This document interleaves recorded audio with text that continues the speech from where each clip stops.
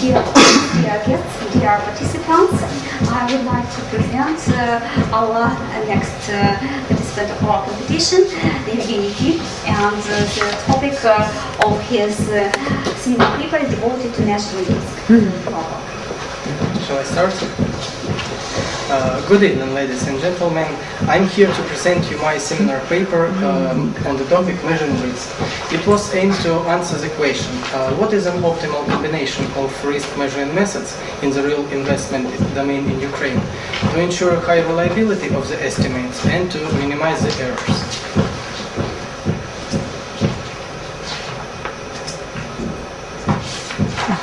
In the next 7 minutes, I'm going to elicit the prerequisites for this research. Then 3 methods practically applied will be tackled separately.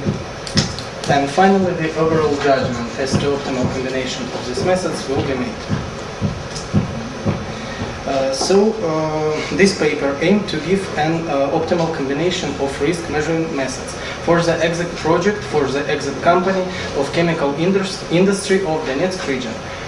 This company specialized in manufacturing perfumes, some household cleaning products in aerosol packaging, and some other industrial products.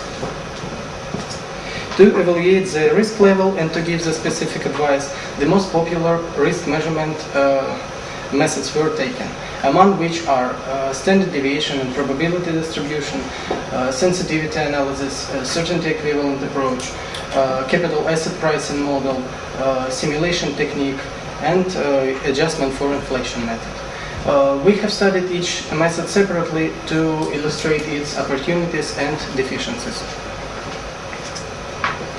As we were to choose an optimal combination of risk measurement methods, we had some kind of optimality criteria. So by optimal combination of risk measurement methods means minimal financial and timing costs on implementing the method, while ensuring its reliability, validity, and availability. In other words, it is minimal errors and maximum practicality. We proceed from the assumption that investor is able to take grounded decision in case he has as much information about the future or expected risk as it possible. It means that application of only one method doesn't provide the reliable information for investor.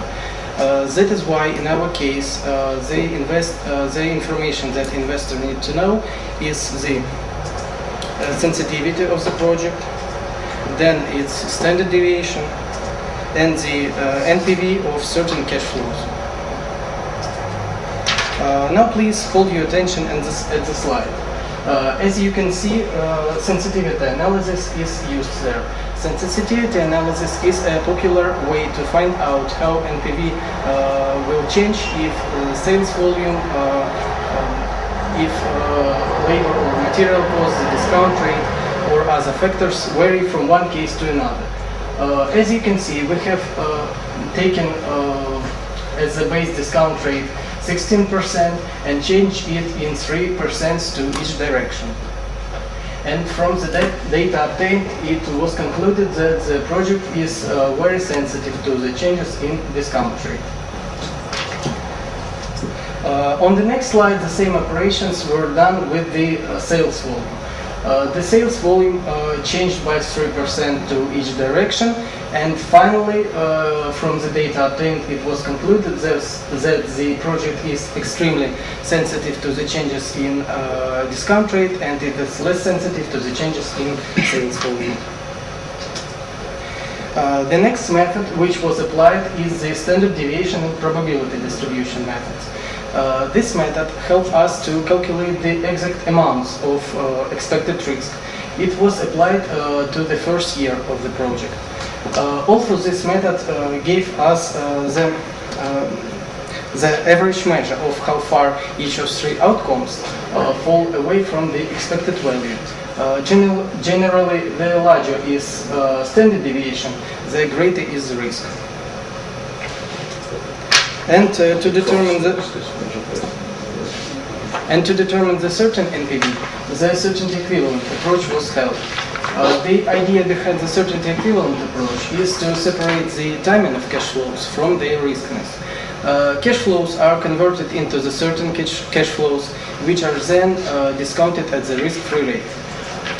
In our case, the certainty equivalent approach gave us a negative NPV, which illustrates that the management of the project should carry out the ongoing monitoring because the project appears to be very risky. Summing up, to prove that this combination of methods is optimal, it can be maintained that they meet some significant requirements. They are valid, practical, and reliable. Validity of these methods is proved by the fact that it measures what the investor needs to measure.